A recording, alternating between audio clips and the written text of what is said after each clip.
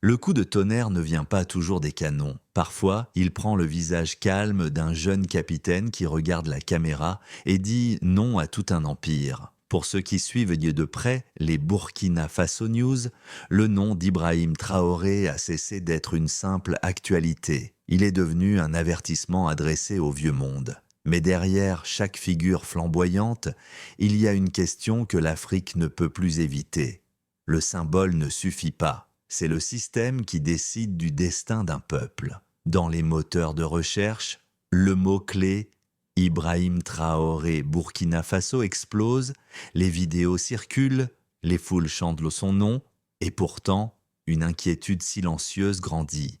Car plus un symbole rayonne, plus les forces qui veulent l'éteindre se mettent en marche. C'est cette course entre symbole et système, entre espoir et élimination, que cette histoire va dévoiler. Pour comprendre pourquoi cette histoire mérite d'être écoutée jusqu'au bout, il faut mesurer l'impact simultanément personnel et géopolitique d'Ibrahim Traoré. Pour des millions de jeunes Africains désillusionnés, pour ceux qui scrutent quotidiennement les Burkina Faso News, son ascension agit comme un réveil identitaire. Elle réhabilite l'idée qu'un État peut encore appartenir à son peuple. Mais au-delà des émotions populaires, ces prises de position perturbent des équilibres établis depuis des décennies. Elles menacent des réseaux miniers qui contrôlaient l'or, l'uranium, le coton. Elles fragilisent des alliances militaires héritées de l'ordre colonial. Elles bousculent les certitudes des institutions financières internationales qui dictaient jusqu'ici les priorités budgétaires du Sahel. Chaque Ibrahim Traoré interview devient alors un acte de rupture, un discours sur la souveraineté alimentaire, la monnaie, la sécurité, perçue comme une injonction directe adressée aux puissances qui considéraient la région comme leur arrière-cour naturel. Micro-hook, dans les échanges diplomatiques qui ne paraîtront jamais dans les communiqués officiels, une inquiétude précise circule déjà liée à une décision que certains acteurs extérieurs ont prise concernant Traoré. Cette inquiétude explique pourquoi son nom cristallise simultanément espoir massif et hostilité silencieuse. Mais pour comprendre pourquoi sa figure, et non celle d'un autre, déclenche un tel séisme, une transition s'impose. Mais pour comprendre pourquoi son émergence dérange autant, il faut revenir au passé comprimé qui a façonné la crise actuelle. Pour comprendre l'état actuel du Burkina Faso, il faut condenser près de 40 ans d'un ordre ancien en 3 axes, politique, économique et militaire. Sur le plan politique, le pays a oscillé entre espoir révolutionnaire et trahison profonde. L'héritage de Sankara, assassiné en 1987, a été suivi par un long cycle de gouvernance marqué par la dépendance extérieure, la fragilité institutionnelle et la perte progressive de légitimité. Sur le plan économique, un paradoxe domine. Un pays riche en or, en coton, en terres fertiles, mais dont la majorité de la richesse a été captée par des entreprises étrangères ou par une petite élite connectée aux anciennes puissances. 2 chiffres résument cette fracture. Plus de 70% des revenus miniers profitent à des sociétés extérieures et près de 40% du budget national dépendait encore, il y a peu, de l'aide internationale. Une vulnérabilité structurelle. Sur le plan militaire enfin, la montée des insurrections au nord n'est pas née d'hier. Elle est alimentée par des frontières coloniales artificielles, des groupes armés transnationaux et une décennie d'échecs sécuritaires accumulés. Le résultat, des villages incendiés, un État contesté, une population qui ne croit plus aux promesses des élites politiques. C'est dans ce paysage fissuré que l'année 2022 voit 2 coups d'État en 12 mois, symptôme d'un système à bout de souffle. Les images des files de déplacés internes traversant les routes poussiéreuses, les écoles abandonnées, les postes militaires désertés remplacent toute infographie. Elle raconte mieux que n'importe quelle statistique la crise d'un pays en quête d'oxygène. Et puis, un murmure devient un nom, et un nom devient une alternative. Et c'est alors qu'ils se tournèrent vers Traoré. Lorsqu'Ibrahim Traoré apparaît sur la scène nationale en septembre 2022, Le Burkina Faso se trouve devant deux chemins nettement distincts, presque deux futurs opposés. Le premier est celui que le pays connaît depuis des décennies, un chemin présenté comme sûr, balisé par les institutions internationales, soutenu par d'anciennes puissances coloniales, promesse d'une stabilité construite sur la dépendance. C'est la voie des aides budgétaires conditionnées, des opérations militaires supervisées depuis l'étranger, des contrats miniers rédigés hors du territoire, des élections ritualisées mais dont les résultats ne reflètent plus la volonté réelle du peuple. Ce chemin offre un avantage, il évite la rupture, mais il présente un coût immense. Il perpétue l'impuissance. Le second chemin, celui que Traoré choisit, est abrupt, risqué, imprévisible. C'est celui de la souveraineté assumée qui commence par une décision simple mais explosive. Dire non là où ses prédécesseurs disaient oui. Non à la présence militaire étrangère, non à la tutelle monétaire, non au monopole des multinationales sur l'or et l'uranium. Non au récit imposé selon lequel un État africain n'a le droit d'être stable qu'à condition de rester docile. À ses officiers, Traoré résume cette rupture par une phrase qui se propage rapidement dans les rues de Ouagadougou.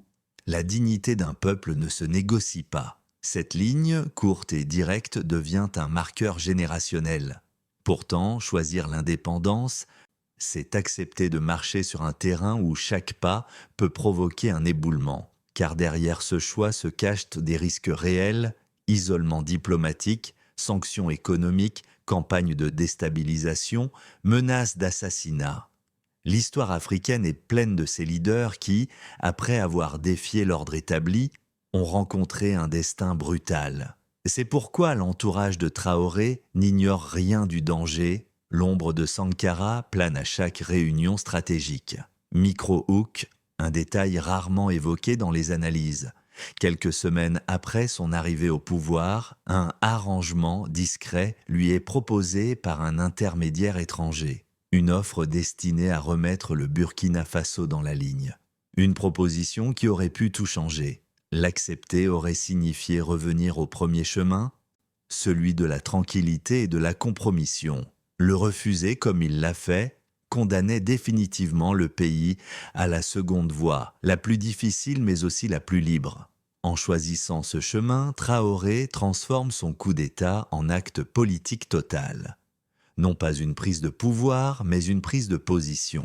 Une ligne de fracture s'ouvre, claire, irréversible. Et de cette fracture naît une question fondamentale. Comment un pays pauvre, isolé et attaqué peut-il survivre en rompant avec toutes les puissances qui l'entourent? La trajectoire d'Ibrahim Traoré, une fois le choix de la rupture acté, se déploie en deux chantiers successifs, presque deux campagnes. Premier chantier, l'intérieur du pays. À la tête d'un État dont le PIB tourne autour de 23 milliards de dollars seulement, il sait qu'il ne peut pas acheter la loyauté, il doit la reconstruire. Il commence par l'armée, rotation de commandement, redéploiement des unités vers le nord, présence physique sur les lignes de front, image de ce jeune chef en treillis au milieu de soldats et épuisés qui circulent ensuite dans les Burkina Faso News.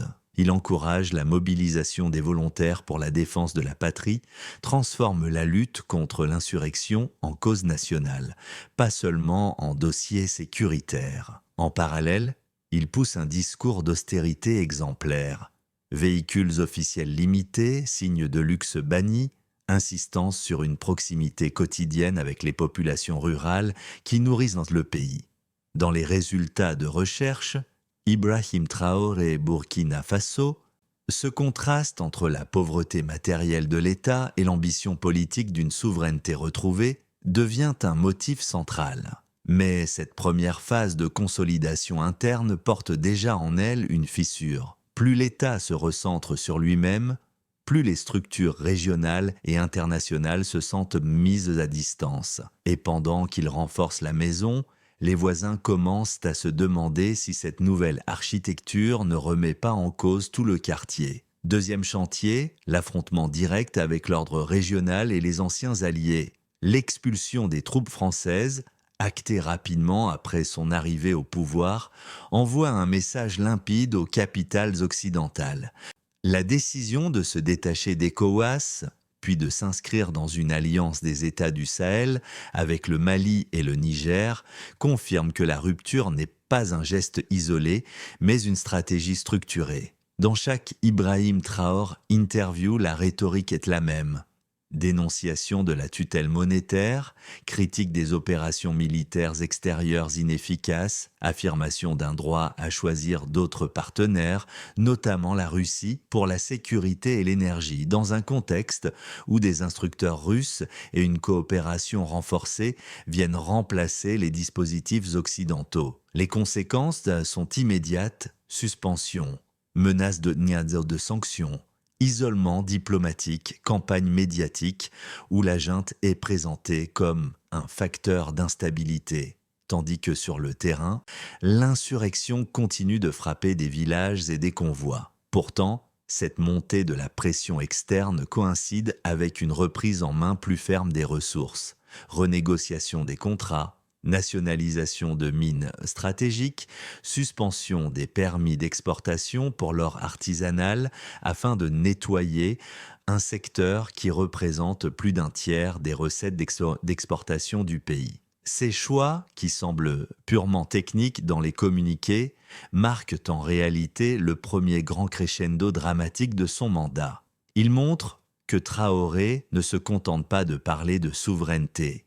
Il tente de l'inscrire dans les textes et dans les flux financiers eux-mêmes. Et c'est justement là que se trouve la clé du prochain tournant. Un ensemble de décrets budgétaires, de codes miniers révisés et d'accords de coopération sécuritaire, publiés discrètement mais bien réels, forment déjà un dossier que ses adversaires lisent comme une déclaration de guerre à l'ordre ancien, des documents officiels qui, mis bout à bout, révèlent la véritable architecture de la stratégie Traoré et expliquent pourquoi la confrontation va désormais se déplacer à un niveau encore plus dangereux. Lorsque s'ouvre la troisième phase de l'itinéraire de Traoré, le Burkina Faso entre dans une zone où chaque décision devient un pari vital et chaque erreur un risque d'effondrement. La pression interne et externe se combinent pour former une crise à plusieurs étages. Intensification des attaques au nord, inflation importée qui frappe les familles rurales, isolement diplomatique croissant, campagne de désinformation visant à discréditer l'alliance des États du Sahel. La machine néocoloniale ne reste pas immobile. Certains partenaires suspendent l'aide, d'autres menacent de sanctions, d'autres encore attisent discrètement les rivalités politiques internes. Micro-hook. Dans les échanges confidentiels entre certains officiels étrangers, l'idée d'une fin abrupte du leadership de Traoré est évoquée pour la première fois. Cette montée de la pression crée un environnement inédit où chaque semaine apporte son lot de contradictions. D'un côté, les forces de sécurité reprennent des localités clés, de l'autre, de nouveaux villages subissent les offensives terroristes. Les frontières, héritées de 1884, deviennent des lignes de fracture traversées par des groupes armés mobiles et déterminés. C'est là que commence réellement le troisième acte, la crise totale. Au sein de l'alliance Mali-Niger-Burkina, on perçoit que le cœur du dispositif, et c'est désormais Ouagadougou, et avec lui l'obligation pour Traoré de tenir le front militaire, l'économie et la légitimité politique simultanément. L'épreuve décisive arrive lorsqu'un rapport interne révèle que plus de 40% de la production aurifère échappe toujours à l'État, alimentant des circuits opaques entre les groupes armés et des intermédiaires étrangers. Ce document explosif force Traoré à franchir un seuil. Il ordonne une série de mesures inédites, dont la nationalisation partielle de plusieurs sites miniers, la suspension des permis d'exploitation artisanale dans certaines zones et le recentrage des forces sur les corridors logistiques de l'or et de l'uranium. Mais cette décision stratégique qui vise à couper directement la finance des groupes insurgés déclenche à son tour un niveau de pression supérieur, menace d'embargo, rupture de contrat, agitation orchestrée dans les réseaux politiques internes. C'est le début du 4e segment du voyage. Le moment où Traoré doit prononcer une décision que très peu d'États africains ont osé prendre depuis les années Sankara Lumumba Nkrumah. Il annonce publiquement la sortie progressive du système CFA, propose la création d'un cadre monétaire commun au sein de l'Alliance des États du Sahel et surtout, il redéfinit la doctrine sécuritaire nationale en rompant formellement avec les dispositifs militaires étrangers. Cette déclaration, brève mais historique, résonne comme un séisme politique. Elle n'est pas seulement un discours, c'est une rupture matricielle avec l'ordre néocolonial. Dans les rues de Ouagadougou, cette décision est accueillie par un mélange d'euphorie et de gravité. Dans certaines capitales occidentales, elle est perçue comme une provocation majeure. Micro-hook. Selon une source politique régionale, un mémo interne circula quelques heures après l'annonce, évoquant la possibilité que l'expérience Traoré ne doit pas survivre au prochain semestre. C'est là que le récit atteint son sommet dramatique. Le pays bascule dans un bras de fer ouvert entre un petit État déterminé et un système international entier décidé à protéger ses intérêts. Et dans cette tension ultime, se prépare déjà le prochain mouvement, celui qui révélera si le symbole peut se transformer en système ou s'il sera brisé comme tant d'autres avant lui. Lorsque les décisions majeures de Traoré retentissent, les réactions ne tardent pas à se propager comme une traînée de poudre à travers le Burkina Faso, puis bien au-delà des frontières du Sahel. À Ouagadougou, dans les marchés, les casernes, les campus, un mélange de fierté et de prudence s'installe. Pour beaucoup, voir un dirigeant affirmer haut et fort que l'or, l'uranium, la terre et la souveraineté appartiennent d'abord aux Burkinabés, c'est ressentir pour la première fois depuis Sankara qu'un État peut vraiment dire non à des puissances qui depuis des décennies imposèrent leur rythme au pays. Pourtant, cette adhésion populaire s'accompagne aussi d'une inquiétude sourde, car l'histoire africaine a souvent montré que les grandes secousses belliqueuses politiques attirent des tempêtes. Sur la scène régionale, le Mali et le Niger saluent publiquement la détermination de Ouagadougou, renforçant l'idée d'une solidarité du Sahel qui bouscule les cadres établis d'ECOWAS. D'autres capitales africaines, toutefois, se divisent. Certaines voient en Traoré une menace pour l'ordre politique interne, d'autres une inspiration dangereuse pour leur propre jeunesse frustrée. Dans les médias internationaux, les récits se radicalisent. Pour les uns, il devient l'icône d'un panafricanisme pragmatique, pour les autres, un dirigeant téméraire risquant d'entraîner son pays vers l'isolement. Les éditoriaux, les plateaux télé, les rapports diplomatiques le décortiquent, l'analyse, le condamne ou le glorifie. Et au milieu de cette vague mondiale, un motif déjà évoqué réapparaît, celui du symbole menacé par les forces qui refusent de perdre leurs privilèges. Car plus Traoré galvanise la jeunesse du continent, plus ses adversaires affûtent leurs armes dans l'ombre. Et ce contraste, lui, ne ment jamais. À l'échelle globale, l'affirmation du Burkina Faso sous Traoré ne constitue pas un simple phénomène régional.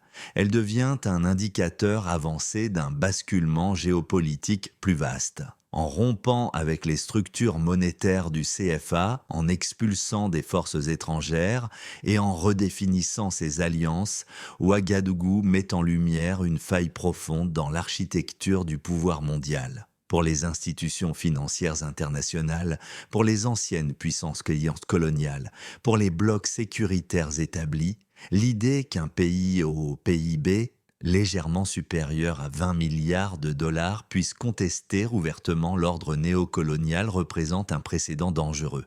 Mais pour une jeunesse africaine qui représente plus de 60% de la population du continent, c'est peut-être le début d'un nouvel imaginaire politique. Reste une question lourde comme une frontière. Sommes-nous face au premier acte d'un nouvel ordre africain ?